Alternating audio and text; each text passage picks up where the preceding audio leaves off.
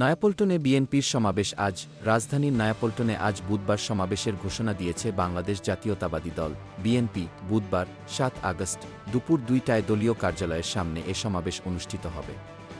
সমাবেশে প্রধান অতিথির বক্তব্য দেবেন বিএনপির ভারপ্রাপ্ত চেয়ারম্যান তারেক রহমান। বিষয়টি নিশ্চিত করে বিএনপির ভাইস চেয়ারম্যান আসাদুজ্জামান রিপন আরও জানান, সমাবেশে বিএনপি মহাসচিব মির্জা ফখরুল ইসলাম আলমগীর সহ জাতীয় নেতৃবৃন্দও বক্তব্য রাখবেন। সর্বস্তরের জনগণ সহ বিএনপি এবং এর অঙ্গ ও সহযোগী সংগঠনের সব পর্যায়ের নেতাকর্মীকে যথাসময়ে সমাবেশে যোগদানের জন্য অনুরোধ জানানো হয়। সমাবেশকে ঘিরে রাত থেকেই প্রস্তুতি চলছে। রাত ২:৩০টার দিকে বিএনপির সহদপ্তর সম্পাদক তাইফুল ইসলাম টিপু জানান, রাত থেকেই সমাবেশের জন্য মঞ্চ নির্মাণের কাজ শুরু হয়েছে।